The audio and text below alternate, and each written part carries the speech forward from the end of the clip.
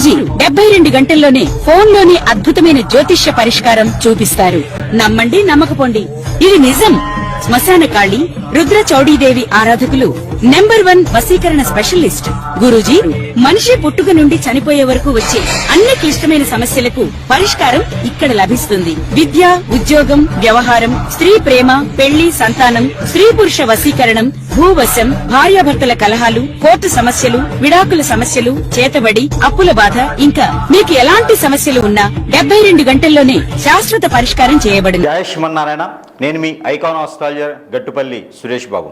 మనకి 2026 సంవత్సరం జూన్ మాసంలో గ్రహాల యొక్క స్థితిగతులు ఒకసారి మనం పరిశీలించినట్టయితే కనుక మేషరాశిలో కుజుడు, అలానే మిథున రాశిలో మనకి బుధుడు, అలానే ఇప్పుడు మనకి రవి భగవానుడు వృషభ రాశిలో 14 వరకు, 14వ తారీఖు నుంచి మిథున రాశిలో బుధునితో పాటు సంచరిస్తూ ఉంటారు. అలానే గురువు శుక్రుల యొక్క కలయికతో కర్కాటక రాశిలో ఈ మాసం మొత్తంలో కొనసాగుతూ ఉంటారు. ఇది జూన్ మాసంలో. అలానే సింహరాశిలో వచ్చేటప్పటికి మనకి కేతు ఉన్నారు. ఇక్కడ మనం చూసినట్టయితే కనుక కుంభరాశిలో రాహు ఉన్నారు. అలానే మనకి మీనరాశిలో శని భగవానుడు సంచరిస్తూ ఉన్నారు. గ్రహాల యొక్క స్థితిగతులు ఈ మార్గంగా ఉన్నాయి. ఈ యొక్క స్థితిగతులు మనం పరిశీలన చేసిన తర్వాత మరి ద్వాదశ రాశుల వారికి ఈ జూన్ మాసంలో ఎలా ఉండబోతుంది, ఏ రాశుల వారికి ఎలా ఉంటుంది, అలానే మేషరాశి నుంచి మీనరాశి వారికి నడిచేటువంటి గ్రహ సంచార ప్రకారంగాను, అలానే వారి యొక్క దశ అంతర్దశల యొక్క ప్రకారంగాను, గోచారంలో వారి యొక్క చంద్రుడి వద్ద ఏ గ్రహం ఉన్నది, చంద్రుడితో పాటు అనుకూలంగా ఏ గ్రహం ఉన్నది, ఈ ఒక్కసారి పరిశీలన చేసుకోవాలి. మరొక చిన్న విషయం ఏంటంటే ఏ విషయం కూడా మనం పరిమాణం ఎలా ఉంటుందంటే కనుక గ్రహాల యొక్క స్థితిగతులు పరిమాణం ప్రకారంగా మాత్రమే మన యొక్క జాతకం అనేది విశ్లేషించబడుతుంది. కానీ ఇది వ్యక్తిగత జాతక ప్రకారంగా అయితే కాదు. మీకు మనము ఓవరాల్గా అంటే ప్రమాణ పూర్తిగా కూడా ఇది ప్రమాణాలు ఎట్లా అంటే గ్రహాల యొక్క స్థితిగతుల ప్రమాణాలు ఎట్లా ఉంటాయి అంటే కనుక ఆ రాశిని మొత్తము కూడా సూచిస్తూ ఉంటాయి. దానిలో మీది ఉండొచ్చు, ఉండకపోవచ్చు. కానీ వ్యక్తిగత జాతకం తెలుసుకోవాలి. వారి యొక్క దారిద్ర్యం కానివ్వండి, వ్యతిరేకత కానివ్వండి, సంపూర్ణం కానివ్వండి, లేదా ఇంకేదైనా పనులు ముందుకు వెళ్ళలేకపోతున్నా, లేదు ఈ యొక్క జాతకము పరిశీలనలో మీకు ఇందులో ఏదైనా పాయింట్లు ఉన్నట్టయితే కనుక ఒకసారి మీ పర్సనల్ జాతకం కూడా సంప్రదిస్తే దానికి తగ్గటువంటి పరిహారాలు కానీ దానికి తగ్గటువంటి రెమెడీస్ కానీ కూడా ఉంటాయి. అన్నీ కూడా జాతకంలో ఉన్నట్టుగానే గురువులు చెప్పినట్టుగానే జరగాలని లేదు. మీ జాతకంలో జరగవచ్చు, జరగకపోవచ్చు. ఇది వ్యక్తిగత జాతకం అయితే సూక్ష్మంగా పరిశీలన చేయడానికి అయితే అనుకూలంగా ఉండేటువంటి అవకాశం అయితే బాగుంటుంది. అయితే మొదటిగా మనము మేషరాశి నుంచి మీనరాశి వరకు కూడా ఈ యొక్క జూన్ మాసంలో పరిహారాలే కావచ్చు, వారి యొక్క జాతకంలో ఏం చేస్తే బాగుంటుంది, ఏం చేయకపోతే బాగుంటుంది అనేది ఒకసారి పరిశీలన అయితే మనం మొదటిగా చేద్దాము. ద్వాదశ రాశుల్లో ఒకటి కర్కాటక రాశి.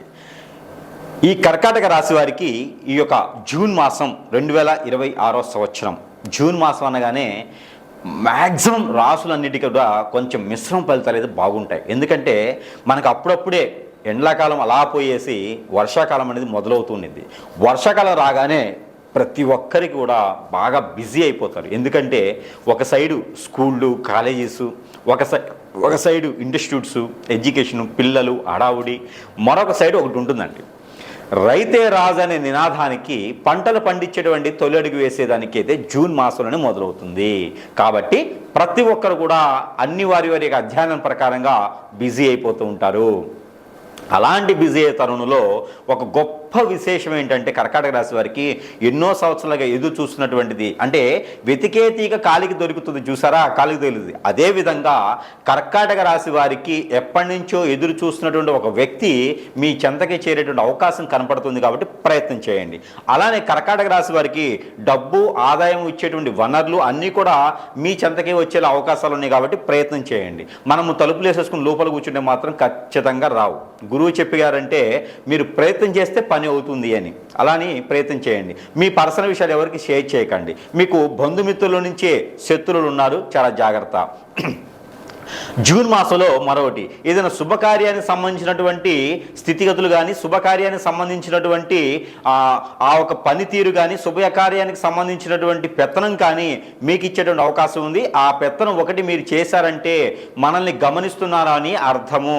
దాని తర్వాత వారు మీకు ఇచ్చేటువంటి సన్మానం కావచ్చు, సత్కారం కావచ్చు, పని కావచ్చు, అదృష్టం కావచ్చు, అవకాశం కావచ్చు, జార్చుకోకండి, అందిపుచ్చుకోండి. ఎందుకంటే రేమో శుక్రుడితో పాటు కూడినటువంటి గురువు కర్కాటక రాశిలో ఉండడం, రెండో స్థానంలో కేతు ఉండడం, ఈ రెండు కూడా మీకు మంచి శుభదాయకమైనటువంటి సూచన ఇస్తున్నారు. కాబట్టి ఇంకా దాని తగ్గట్టుగా మీకు ఒక దశాంతర దశలు కనుక శుక్రుడై గురువై ఉంటే కనుక ఇక మీకు పట్టిందల్లా బంగారమే.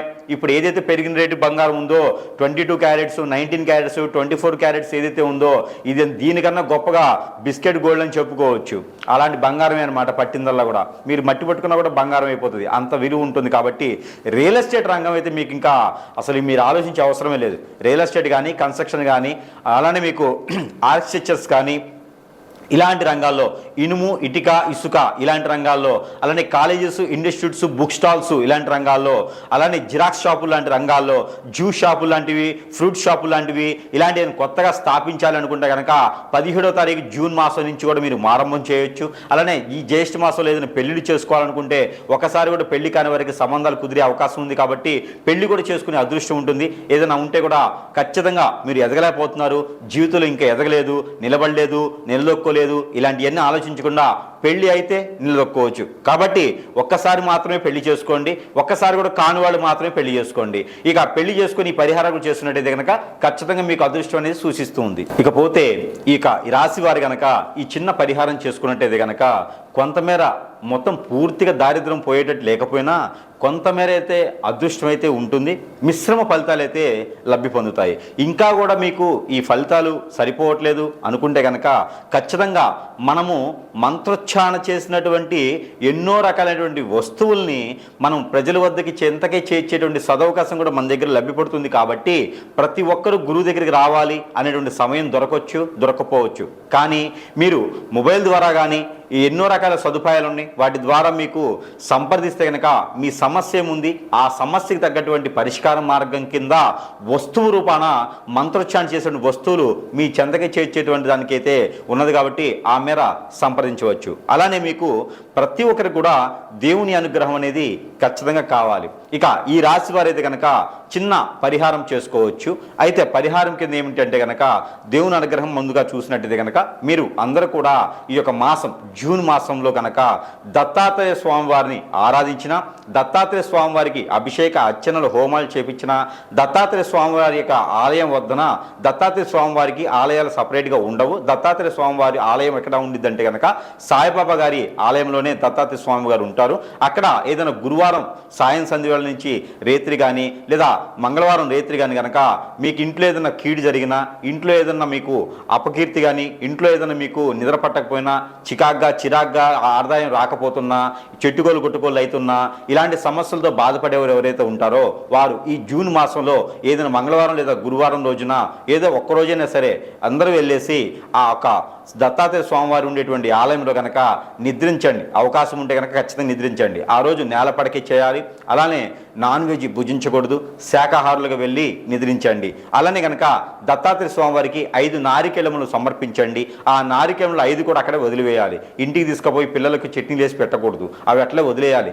అలానే దత్తాత్రేయ స్వామివారికి గోధుమ రొట్టెలు, ఈ గోధుమ రొట్టెల్ని మనం ఉప్పు వేయకుండా కాల్చేసి దాంట్లో బెల్లం కలిపేసి అక్కడ స్వామివారికి నైవేద్యం పెట్టి ఆ నైవేద్యాన్ని ఎంతమందికైనా సరే ప్రసాద రూపంగా సమర్పించుకుంటే కనుక ఆర్థిక సమస్యలు, ఆరోగ్య సమస్యలు, నరదిష్టి, నరఘోష, శత్రుభయం, అలానే పితృదోషాలు కూడా మీకు కొంతమేర ఉపశమనత లభ్యపడుతూ ఉంటుంది. అలానే ఈ రాశి వారికి ఎవరికైనా పెళ్ళిళ్ళు అవ్వట్లేదా? పెళ్ళిళ్ళయి కూడా భార్యాభర్తలు దూరంగా ఉంటున్నారా? పెళ్ళయి కూడా పిల్లలు పుట్టట్లేదా? వ్యాపార వృద్ధి రావట్లేదా? ఇవన్నీ మీకు ఉన్నాయంటే కనుక మీరు కొత్తగా ఏదైనా వ్యాపారం మొదలు పెట్టాలన్నా, విదేశీ ప్రయాణం ఏదైనా చేయాలనుకుంటున్నారా? ఇవన్నీ కూడా మీరు మోసపోకుండా ముందుకు వెళ్ళేదానికి ఒక చిన్న పరిహారం చేసుకోండి. ఎక్కడైనా సరే నాగపడిగలు కానీ, సుబ్రహ్మణ్య స్వామి ఆలయం కానీ, లేదా శివాలయంలో కానీ, లేదంటే మానసదేవి అమ్మవారు ఉంటే కనుక అక్కడ మీరు పంచామృత అభిషేకం కనుక చేసేయాలి. వినాయక స్వామి వారికి పొట్టు వస్త్రాలు సమర్పించండి. అలానే మీకు మరకతలింగం దీపం ఎక్కడైనా కనిపిస్తే కూడా అక్కడ మీరు అదృష్ట కనుక అభిషేకం చేసుకోండి. కేసరి గణపతి ఎక్కడైనా మీకు అందుబాటులో ఉంటే కనుక అక్కడ మీరు అభిషేకం చేసిన, అర్చన చేసిన, పొట్టు వస్త్రాలు సమర్పించిన, మీకు బుధవారం రోజు చేసుకుంటే కనుక పెళ్లి కాని వారైతే కేసరి గణపతి, వ్యాపార వృద్ధి కానీ, ఆరోగ్య సమస్యలు కానీ, కోర్టు వ్యవహారాలు కానీ ఉన్నవారైతే కనుక మరకతి గణపతి కానీ, మరకత శివలింగం దగ్గర కానీ మీరు అభిషేక అర్చనలు చేయించినట్టయితే కనుక ఖచ్చితంగా మీకు ఉన్నతమైనటువంటి విదేశానికి మీరు వెళ్ళేదానికైనా, పెళ్లిళ్ళు అవ్వడానికి ముందడుగు వేసేదానికైనా, మీకు ఇంకేదైనా గ్రహ దోషాలు కానీ, ప్రకృతి దోషాలు కానీ, పొలాలకి గట్లకి సంబంధించినటువంటి విషయాలు కానీ, ఏదైనా కోర్టు వ్యవహారాలు కానీ కూడా బయటపడేటువంటి అవకాశాలు మెండుగా ఉంటాయి. కాబట్టి ఒకరి దగ్గర నుంచి మోసపోకుండా ఉండాలంటే కనుక దక్షిణామూర్తి స్తోత్రం అనేది ప్రతిరోజు పారాయణం చేయండి. ఇలాంటి పరిహారాలు చేసుకోవడం ద్వారా మీకు అదృష్టం అనేది ఖచ్చితంగా కలిసి వచ్చేటువంటిది అయితే కనపడుతుంది.